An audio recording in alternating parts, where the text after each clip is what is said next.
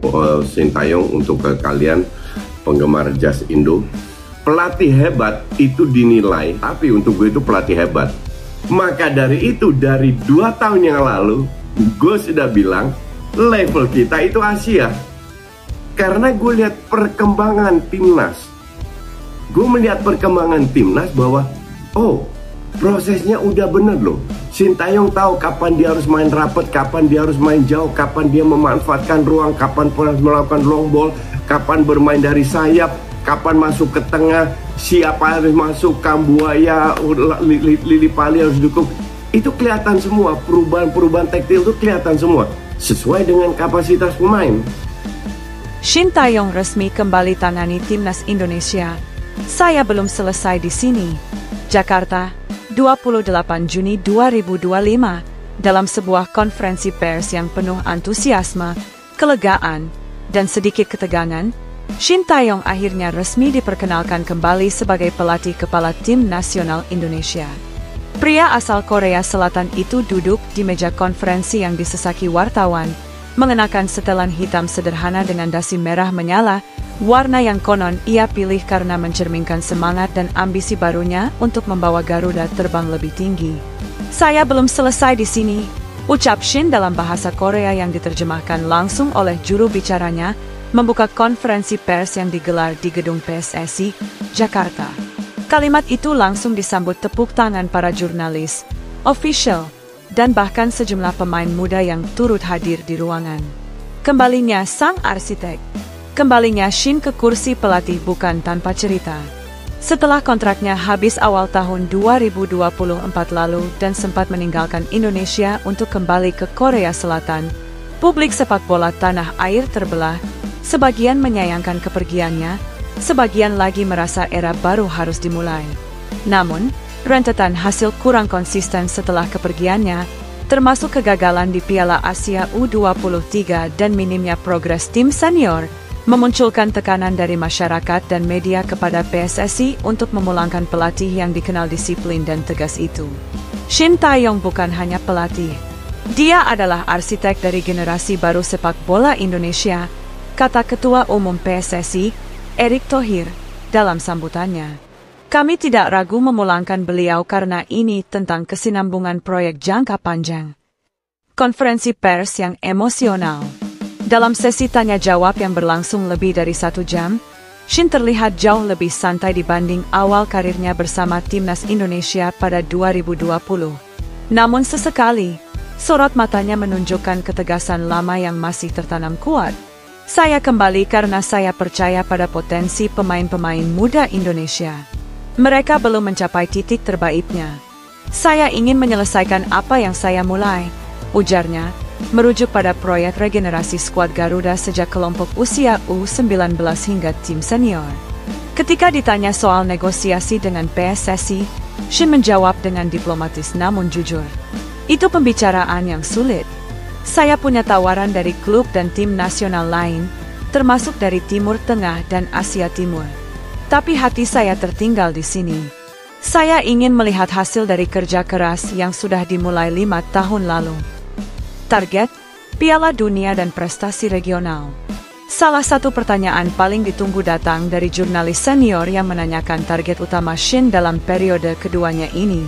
Apakah Piala Dunia 2026 masih realistis? Tanya jurnalis tersebut.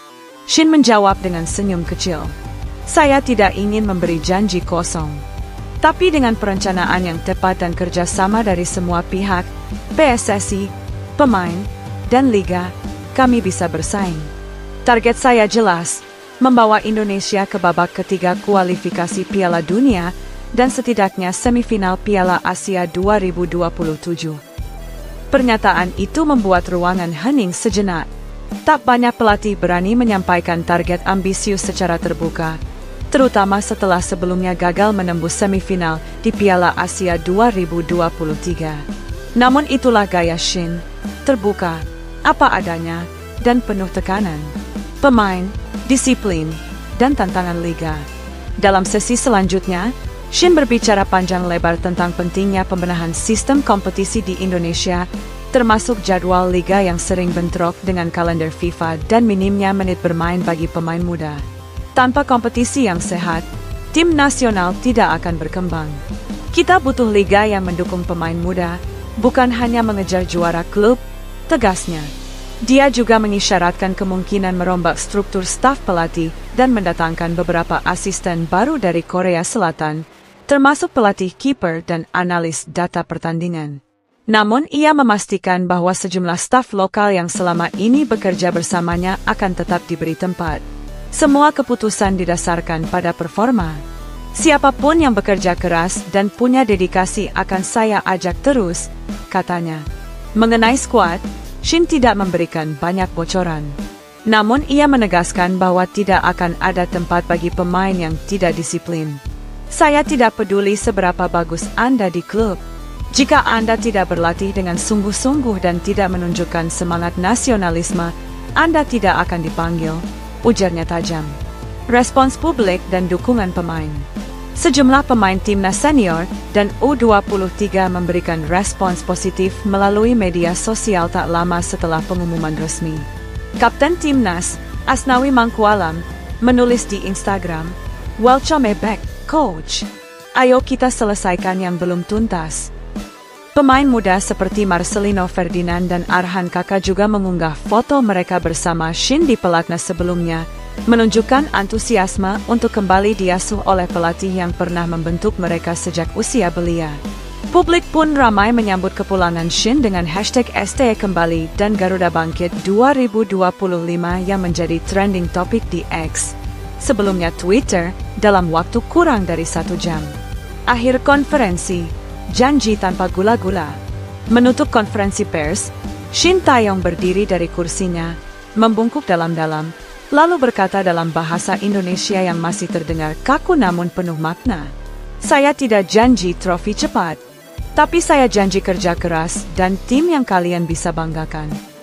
Tepuk tangan menggema, dan wajah-wajah yang tadinya penuh tanda tanya kini berganti dengan harapan. Di antara segala kontroversi, rotasi pelatih, dan reformasi sepak bola nasional yang masih setengah jalan, satu hal kini jelas, Shin Tae-yong telah kembali, dan dia tidak datang hanya untuk menyapa. Dia datang untuk menyelesaikan apa yang telah ia mulai. Shin Tae-yong resmi kembali tangani timnas Indonesia. Saya belum selesai di sini. Jakarta, 28 Juni 2025, dalam sebuah konferensi pers yang penuh antusiasme, kelegaan, dan sedikit ketegangan, Shin Tae-yong akhirnya resmi diperkenalkan kembali sebagai pelatih kepala tim nasional Indonesia. Pria asal Korea Selatan itu duduk di meja konferensi yang disesaki wartawan, mengenakan setelan hitam sederhana dengan dasi merah.